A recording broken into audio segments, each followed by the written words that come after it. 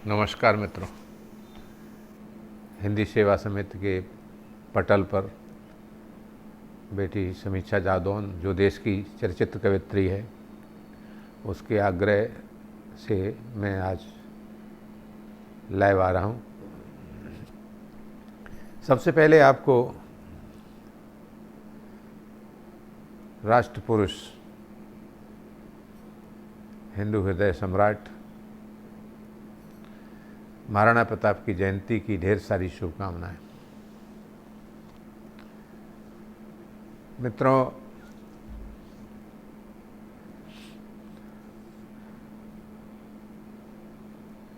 जीवन में हमें दो तरह के जीवन मिलते हैं। एक देह के साथ जीने के लिए जीवन मिलता है और एक देश के साथ जीने के लिए जीवन मिलता है। तो कौन से जीवन को आपने चुना है, हमने चुना है, ये हमारे ऊपर निर्भर करता है। महाराणा प्रताप के लिए भी देह के साथ, सुख सुविधाओं के साथ जीने के लिए बेहतरीन अवसर था। उन्हें घास की रोटियां नहीं खानी पड़ती, सुख सुविधाओं के साथ वो जीवन जी सकते थे। लेकिन उन्होंने ये जीवन स्वीकार नहीं किया। उन्होंने कष्ट उठाए, तपस्याएं करी, संघर्ष करे, अपने परिवार को, परिकर को कटवाया, लड़वाया, खून बहाया, लेकिन उन्होंने स्वतंत्रता पूर्वक कष्टों का जीवन स्वीकार किया, देश के लिए जीना स्वीकार किया। तो देह के लिए जो जीते हैं वही वासना वाले लोग होते हैं, और जो देश के लिए जीते हैं वो उपासना वाले लोग जीवित होते हैं। महाराणा प्रताप की जयंती पर मैं अपने काव्य पाठ में इन्हीं दोनों तत्वों को रेखांकित करने की कोशिश कर रहा हूँ। एक छंद दे रहा हूँ आपको। महाराणा प्रताप देशभक्तों के आदर्श हैं, और जो राजा उस समय गुलामी कर रहे थे वो देशभक्तों के आदर्श हैं। सत्ता के सम्मुख जो नत हो गए, ऐसे भी तमाम राजा महाराजा थे। उन्होंने वासना को स्थान दिया अपने जीवन में, उपासना को नहीं दिया। पंक्ति दे रहा हूं। देह प्रेम वासना है, देह प्रेम वासना है, उपासना है देश प्रेम। देह प्रेम वासना है, उपासना है देह प्रेम। देह प्रेम वासना उपासना है देश प्रेम। देश प्रेम पुण्य है, देह प्रेम पाप है। पाप और पुण्य की और कोई परिभाषा नहीं है। जो देह के साथ जीता है वो पापी है, और जो देश के साथ जीता है वही पुण्यात्मा है। देह प्रेम वासना उपासना है देश प्रेम। देश प्रेम पुण्य है, देह प्रेम पाप है, और देह प्रेमी शापित है। शाप और वरदान भी कुछ नहीं। जो देश के साथ जीता है वो वरदानी है, और जो देह के साथ जीता है वही शापित है। देह प्रेम वासना उपासना है देश प्रेम। देश प्रेम पुण्य है, देह प्रेम पाप है, और देह प्रेमी शापित है, वरदानी है देश प्रेमी। देश प्रेम वरदान, देह प्रेम पाप शाप है। देह प्रेमी शापित है, वरदानी है देश प्रेमी। देश प्रेम वरदान, देह प्रेम शाप है। और वंदे मातरम का मंत्र एकमात्र मंत्र है। राष्ट्र साधना है, ये राष्ट्र का ही जाप है। और देश प्रेमी वीरों का तीर्थ है चित्तौड़गढ़। इष्ट देवता भी एक राणा प्रताप है। इष्ट देवता भी एक राणा प्रताप है। तो महाराणा प्रताप देश प्रेमियों के इष्ट हैं, और तीर्थ स्थान कोई है तो वो है चित्तौड़गढ़।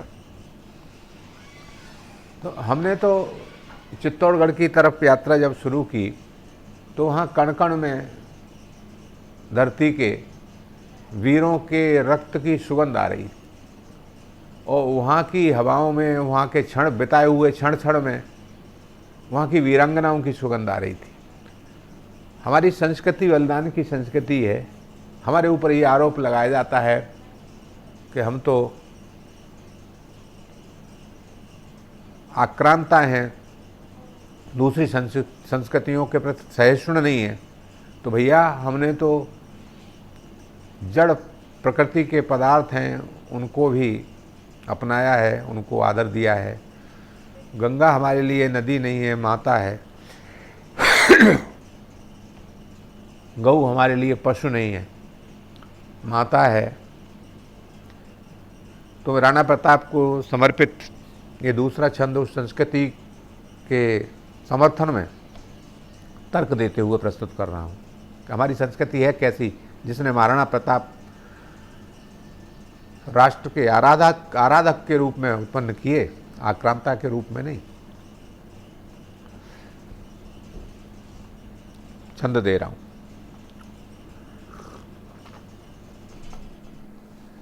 कि गंगा को मैया कहा, माता कहा गैया को, देवता भी देख लिए जहरीले नाग में। हमने तो नागों की पूजा की है। गंगा को मैया कहा, माता कहा गैया को, देवता भी देख लिए जहरीले नाग में। बंदरों में हनुमान, पत्थरों में भगवान, पुरखों के दर्शन भी कर लिए काग में। हमने कौओं को खाना खिलाया, उन्होंने कहा ये हमारे पूर्वज हैं, पूर्वज के प्रतिनिधि हैं। गंगा को मैया कहा, माता कहा गैया को, देवता भी देख लिए जहरीले नाग में। बंदरों में हनुमान, पत्थरों में भगवान, पुरखों के दर्शन भी कर लिए काग में। और पागलों की भांति हमने सीमा पर चढ़ाए शीश, पागलों की भांति हमने सीमा पर चढ़ाए शीश, जौहर भी कर लिए राष्ट्र अनुराग में। और एक पंक्ति मैंने यहाँ देने की कोशिश की है, वो पद्मिनी को समर्पित है। पद्मिनी यानी कमलनी। कमल हमेशा पानी में खिलता है और कमलनी छोटी होती है कमल से, तो हमारी पद्मिनी कहाँ खिलती है? तो पद्म कहाँ खिलेगा? फिर कमलनी का ही अंदाजा लगाइए। गंगा को मैया कहा, माता कहा गैया को, देवता भी देख लिए जहरीले नाग में। बंदरों में हनुमान, पत्थरों में भगवान, पुरखों के दर्शन भी कर लिए काग में। पागलों की भांति हमने सीमा पर चढ़ाए शीश, जौहर भी कर लिए राष्ट्र अनुराग में। और विश्व के पदम सभी पानी में ही खिलते हैं, अपनी तो पद्मिनी भी खिलती है आग में, अपनी तो पद्मिनी भी खिलती है आग में। और इस तरह की कविताएं मैंने लिखनी शुरू की, तो जो प्रबुद्ध लोग हैं उनमें तो सम्मान मिला, लेकिन जिन्हें हल्की कविताएं पसंद हैं और जो चुटकुलों को ज़्यादा महत्व देते हैं, उनको शायद उतना ध्यान इन कविताओं पर नहीं गया और उन्होंने इनको नकारा नहीं तो स्वीकारा भी नहीं। लेकिन मैं इस आंदोलन से शुरू से जुड़ा रहा। छोटी छोटी उम्र के वो बच्चे थे जो बाद में भी इस परंपरा को जीवंत किए हुए थे, जिन्हें हम क्रांतिकारी कहते हैं। तो उस समय कवियों ने अपनी भूमिका ठीक से निभाई थी, अन्यथा वो भी भोग विलास में, देह प्रेम में ही पड़ जाते और देश आज़ाद नहीं होता। उस समय वंदे मातरम लिखा जा रहा था, उस समय झंडा ऊंचा रहे लिखा जा रहा था, पार्षद जी लिख रहे थे। सरफरोशी की तमन्ना ये पंडित राम प्रसाद बिस्मिल गा रहे थे। तो उसका प्रभाव था कि तमाम नवयुवक, नई पीढ़ी के बच्चे हमारे क्रांति के उस युद्ध में कूद पड़े।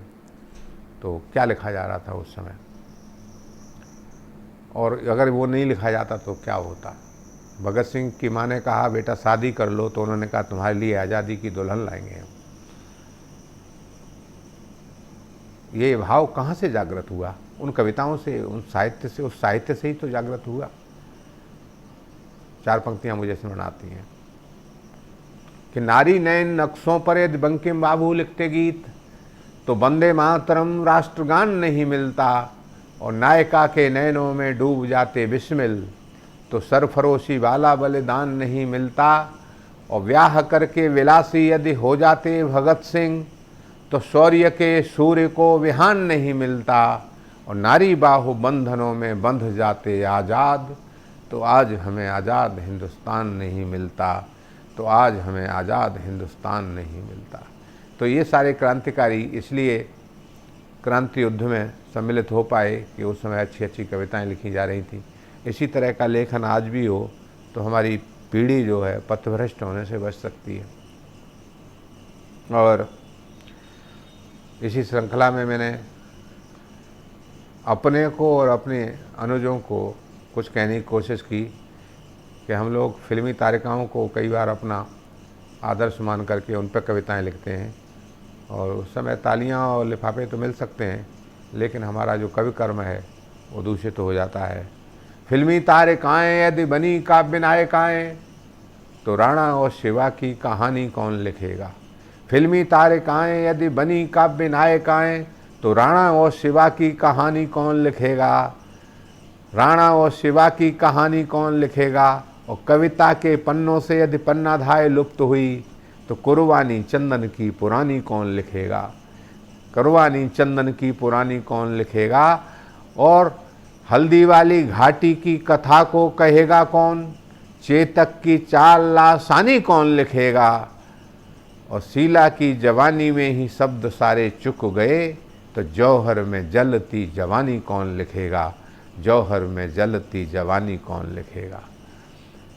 तो इस तरह का है। फिल्मी तारिकाएं यदि बनी काव्य नायिकाएं तो सीता राधा दुर्गा भवानी कौन लिखेगा। सीता राधा दुर्गा भवानी कौन लिखेगा। और कोलुओं को पेरती जवानियों का होगा क्या। सेलुलर जेल काला पानी कौन लिखेगा। शेखर भगत सुभाष जैसे सेनानी होंगे बेमानी बलिदानी कौन लिखेगा। और बेटियों को वीरता के संस्कार देगा कौन। लेखनी से झांसी वाली रानी कौन लिखेगा। लेखनी से झांसी वाली रानी कौन लिखेगा। तो ये प्रबोधन के रूप में मैंने नई पीढ़ी को, अपनी पीढ़ी को और स्वयं को भी कुछ कविताएं लिख करके सुनाई हैं। तो ये श्रृंखला इस तरह से है। तो नए बच्चों के लिए जो क्रांतिकारी हो गए थे, अब तो उनकी उम्र भी अधिक नहीं थी। 27 साल के पंडित राम प्रसाद बिस्मिल, 26 साल के अशफाकुल्ला खां, 24 साल 7 महीने और 4 दिन की ज़िंदगी जीकर शहीद होने वाले चंद्रशेखर आज़ाद, 23 वर्ष के भगत सिंह, 23 वर्ष की झांसी की रानी, 18 वर्ष के मदन लाल धिंगड़ा, 14 वर्ष का खुदीराम बोस और केवल 13 वर्ष का बालक वीर हकीकत राय। इनको प्रेरणा कहाँ से मिली? कविताओं से मिली। ऐसे कविता, ऐसा साहित्य उनको पढ़ने के लिए मिला, इसलिए उनकी देह से नहीं देश से प्रीति हो गई और वो देशभक्त हो गए, देहभक्त नहीं रहे हो। तो हमें कविताओं के माध्यम से यही सब करने की आज भी आवश्यकता है। तो उन्होंने किस तरह के प्रेम किए, ऐसा नहीं था उनके जीवन में प्रेम नहीं था, प्रेम था, लेकिन प्रेम की दिशा बदल गई, वो देश की ओर मुड़ गया जो देह की तरफ मुड़ता है। तो कैसे प्रेम किया उन्होंने, 4 पंक्तियां मुझे स्मरण आ रही हैं। नेताजी ने कहा देशवासियों से खून दो तो प्रेम का प्रदीप ही मसाल लगने लगा। वो दिया था, मसाल बन गया। हमारे दिया प्रेम का हर एक हृदय में जलता है, लेकिन देश से जुड़ता है तो मसाल हो जाता है, भगवान से जुड़ता है तो मसाल हो जाता है वो, और देह से ही जुड़ा रहता है तो बुझ जाता है वो दिया, एक दिन मृत्यु को प्राप्त होता है। नेताजी ने कहा देशवासियों से खून दो तो प्रेम का प्रदीप ही मसाल लगने लगा। और स्वतंत्रता की सुंदरी से भगत सिंह को प्रेम हुआ तो फांसी का फंदा बरमाल लगने लगा। और बेंतों की चोट चिकोटी बनी प्रेम का की, देश प्रेम में ही ये कमाल लगने लगा। और माउजर की गोली से शेखर ने होली खेली तो लाल लाल खून ही गुलाल लगने लगा। लाल लाल खून ही गुलाल लगने लगा। तो इस तरह के प्रेम किए। एक छंद और चंद्रशेखर आज़ाद का, मैंने लिखे तो कई छंद हैं लेकिन समय की सीमाएं हैं, तो इसलिए एक छंद जो मुठभेड़ का है। अल्फ्रेड पार्क में नाट बाबर एसपी विशेषा सिंह दरोगा सैकड़ों सिपाहियों की फौज लेकर के आया था उनसे मुठभेड़ के लिए। शब्दभेदी माउजर उनके हाथ में रहता था, आवाज़ पर गोली मारते थे, इसलिए सब डरे हुए थे। शहीद होने के बाद भी उनके तलवे में गोली मार करके देखी गई, कहीं जीवित तो नहीं है, तब निकट गए थे अंग्रेज। तो उस शब्दवीर के लिए मैंने कुछ छंद लिखे। उसमें से एक छंद ये है कि वो जब जूझ रहे थे तो उन्होंने 2-3 उससे पहले ऐलान कर रखे थे। उन्होंने कहा था अंग्रेज शासन के पास ऐसी कोई बुलेट नहीं, गोली नहीं जिससे मुझे मारा जा सके। ये सत्य सिद्ध हुआ, वो अपनी गोली से शहीद हुए। उन्होंने कहा अंग्रेज शासन के पास ऐसा कोई कारागार नहीं, जेल नहीं जिसमें मुझे बंद किया जा सके। वो कभी जेल में बंद नहीं रहे, सारे क्रांतिकारी रहे। दोनों बातें सही सिद्ध करते हुए वो शहीद हो गए थे। तो मैंने पंक्तियाँ लिखी उनके लिए, 2 बिंब दिए उसमें। वो ब्राह्मण थे। ब्राह्मण जब क्रांतिकारी होता है तो उसका अर्घ्य देने का तरीका बदल जाता है और पूजा सामग्री सारी बदल जाती है। और एक बिंब दूसरा है कि मौत हम सबको नचाती है, लेकिन वो मौत को नचा रहे थे, तो जैसे मदारी बंदरी को नचाता है, तो वो बिंब है इसमें। इस पर विशेष चेतना चाहूँगा आप लोगों को, सुनिएगा।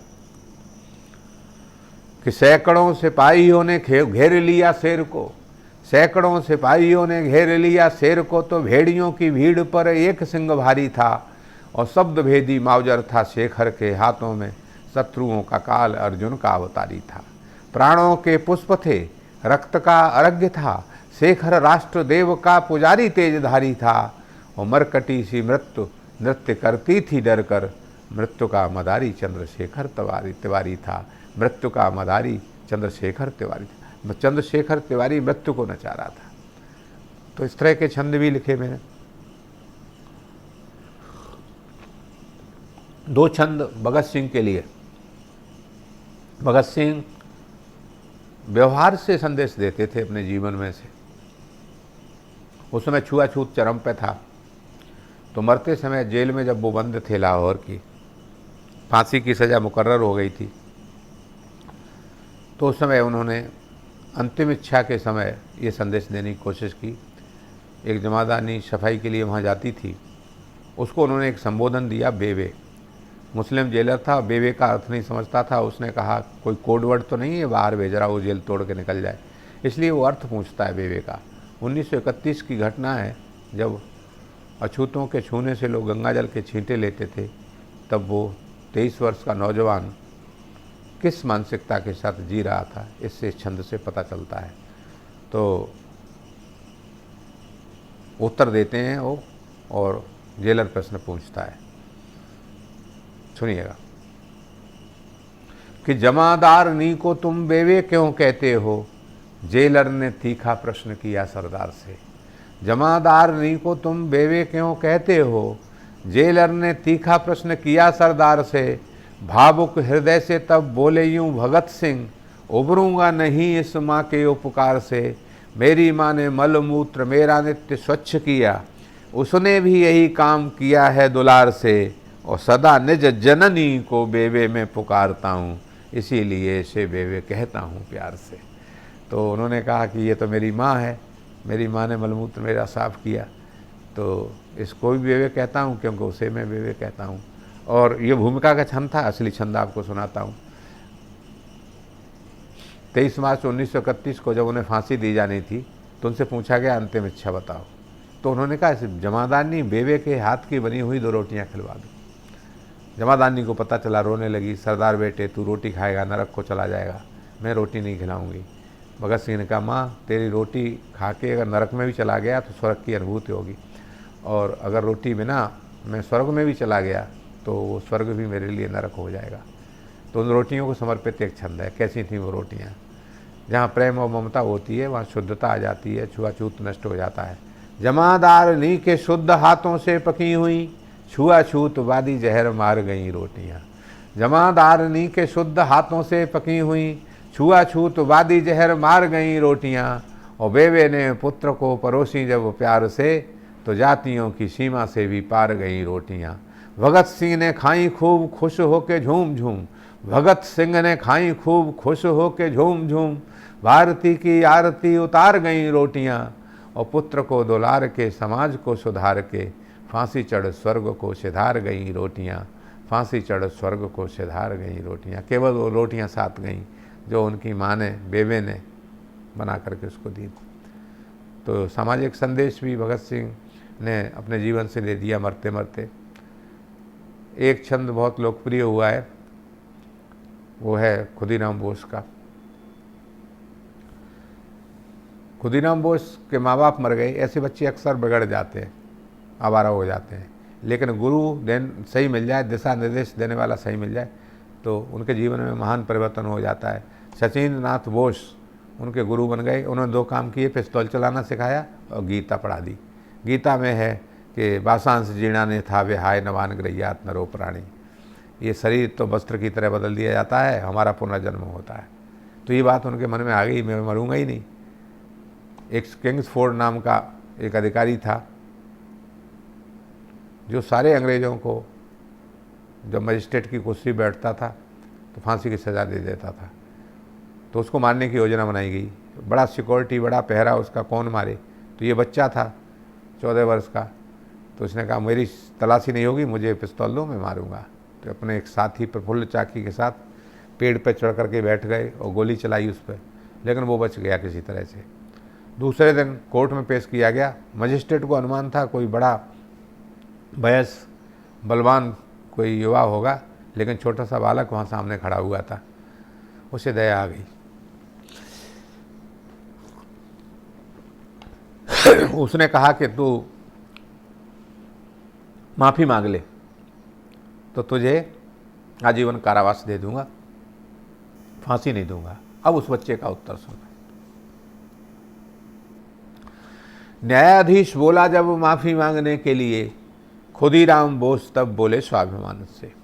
न्यायाधीश बोला जब माफ़ी मांगने के लिए, खुदीराम बोस तब बोले स्वाभिमान से। भारतीय क्रांति के यज्ञ की महान वेदी वंचित न रह जाए बाल बलिदान से।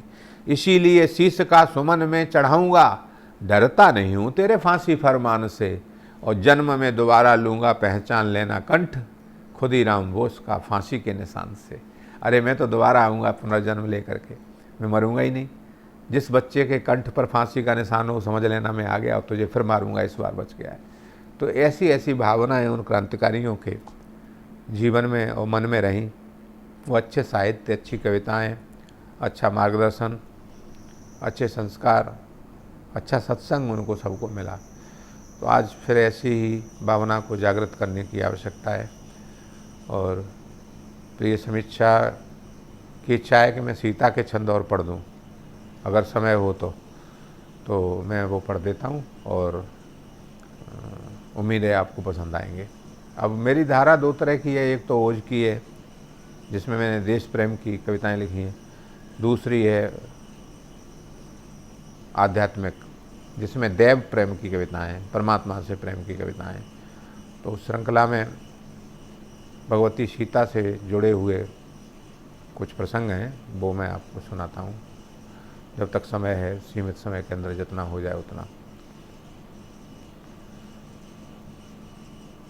एक छंद मुझे याद आ रहा है कि जब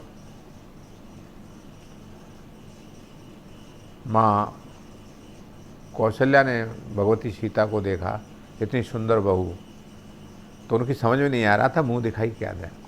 ये मैं छंद पढ़ता नहीं हूँ अक्सर, आज आप लोगों को सुनाता हूँ वो छंद। हर चीज़ उनकी सुंदरता के आगे छोटी पड़ रही थी, तो उन्होंने क्या दिया उनको, ये समस्या थी। लेकिन राम की माँ है तो समाधान तो उनके पास होना ही चाहिए, इतनी तो बुद्धिमती थी। तो भगवान राम जो है ब्याह करके आए हैं, पूरे नगर में कह रहे हैं इतनी सुंदर बहू कभी नहीं आई, किसी की नज़र न लग जाए। छंद याद आ गया तो पूरा आपको सुनाता हूँ। किसी की न लागे दीठ रघुबर की दुल्हन को, रघुबर बर हैं वो उस समय, किसी की न लागे दीठ रघुबर की दुल्हन को, गेह गेह गूंजा गीत ब्याह की बधाई का। कौशल्या ने देखा मुख किंतु उसे सूझा नहीं, कोई नेग सिया की इस सुगराई का। फिर सोचा कुछ और फिर पुत्र को बुलाया पास, राम को। फिर सोचा कुछ और फिर पुत्र को बुलाया पास, बोली बहू नेग ले लो मुख की दिखाई का। घुंघटा हटा के फिर सिया ने निहारा नेग, देखा उसके हाथ में था हाथ रघुराई का। भगवान राम को मुंह दिखाई में दे दिया। वो सीता जिनको इतनी सुकुमारी थी, तुलसी लिखते हैं कि वो दीपक की बाती भी वो बुझाने का काम नहीं कर सकती थी, उन्हें पसीना आ जाता था। वो जंगल में गईं, भगवान राम के साथ गईं, वनगमन उन्होंने किया तो अयोध्या की सारी श्री वैभव स्वर्ण सब को छोड़ करके वो आ गई, लेकिन वहाँ सोने के मृग में आसक्ति जब उनकी हो गई तो क्या स्थिति हुई। तो इस घटना के द्वारा एक संदेश देने की कोशिश भगवती सीता ने की कि राम को छोड़ करके संसार के वैभव को जो प्रेम करते हैं वो मेरी जैसी स्थिति में ही पहुँचते हैं। तो मैंने एक छंद लिखा, ये छंद भी मैं कम ही पढ़ता हूँ मंचों पर, आपको सुनाता हूँ कि रामचंद्र की चकोरी वन आई थी वन में, राम रूपी चंद्रमा और सीता रूपी चकोरी। चकोरी चंद्रमा के बिना नहीं रह सकती, सीता राम के बिना नहीं रह सकती। तो वो सारा वैभव छोड़ करके उधर आई, लेकिन 20 किलो के सोने के मृग में जब आसक्ति हुई तो कहाँ पहुँच गई। रामचंद्र की चकोरी वन आई थी वन में, पीने को राम रस की माधुरी जानकी, और कंचन किरीट को ठुकरा के आई थी, वो पात्रव्रत धर्म की धर्मधुरी जानकी। कंचन किरीट को ठुकरा के आई थी, वो पात्रव्रत धर्म की धर्मधुरी जानकी। फिर कंचन की कामना से फंस गई कुचक्र में, अरे संकटों में घिर गई बहुत बुरी जानकी। और राम जी को छोड़कर चाहते ही स्वर्ण मृग, पल में ही पहुंच गई स्वर्णपुरी जानकी। भगवान ने सोने की लंका में भेज दिया, तुम्हें सोना चाहिए तो सोने की लंका में बहुत सोना है, पल में ही पहुंच गई स्वर्णपुरी जानकी। जैसे ही स्वर्ण मृग में आसक्ति हुई, सोने की लंका में पहुंच गई हूँ। तो इस संदेश से ये है कि राम को छोड़ करके वैभव को हमें नहीं चाहना है। सीता माता के साथ जब ऐसा हो सकता है तो हम सामान्य जीवों के साथ क्या हो सकता है। चलिए वो छंद भूमिष्ठ होने के और सुना देता हूँ। इसके बीच जटायु के छंद हैं, वो तो बहुत लोक प्रचलित हैं, इसलिए उनको वाचन में यहाँ नहीं कर रहा। उस सीता से कहा गया कि अयोध्या में किसी ने नहीं देखा कि आपने अग्नि परीक्षा दी है, अब सिद्ध करो कि तुम पवित्र हो। तो क्या स्थिति बनी। दरबार में है सीता, वहाँ राम है, लक्ष्मण है, भरत हैं, शत्रुघ्न हैं, लवकुश हैं, हनुमान हैं, सब हैं। सब पर क्या प्रतिक्रिया उसकी होती है और उन पर क्या होती है। वो पृथ्वी से कहती हैं, माता मुझे अपनी गोद में ले ले अगर मैं पवित्र हूँ तो उस प्रसंग को मैंने छंदों में बांधने की कोशिश की है। कहाँ तक सफल हुआ हूँ आप बताइए। सीते पवित्रता को सिद्ध करो सभा मध्य, सुनते ही वेदना से डोल उठी जानकी। सीते पवित्रता को सिद्ध करो सभा मध्य, सुनते ही वेदना से डोल उठी जानकी। और पुनर्परीक्षा की प्रियतम को इच्छा है, राघव के प्रेम को ही तौल उठी जानकी। राघव को छोड़ मेरे अंतर में अन्य कौन, बार बार स्वयं को टटोल उठी जानकी। और यदि मैं पवित्र माँ तो गोद में समोद ले, वसुधा से ऐसे बोल बोल उठी जानकी। वसुधा से ऐसे बोल बोल उठी जानकी। जब धरती से कहा मुझे गोद में ले ले तो हिला ब्रह्मांड और धरती का बच्छ फटा, धरती फट गई। हिला ब्रह्मांड और धरती का बच्छ फटा, होकर सजल मुस्काने लगी जानकी। राम को प्रणाम कर लवकुश का मुख चूम, बार बार वक्ष से लगाने लगी जानकी। रोते हनुमान दुखी देवरों को देख देख, ममता उड़ेल अकुलाने लगी जानकी। और राम को प्रणाम कर लवकुश का मुख चूम, बार बार वक्ष से लगाने लगी जानकी। रोते हनुमान दुखी देवरों को देख देख, ममता उड़ेल अकुलाने लगी जानकी। और अंतिम बार प्यार से निहार श्री राम को, धीरे धीरे धरा में समाने लगी जानकी। धीरे धीरे धरा में समाने लगी। इस परीक्षा के लिए भगवान राम तैयार नहीं थे, लेकिन उन्होंने खुद कहा था।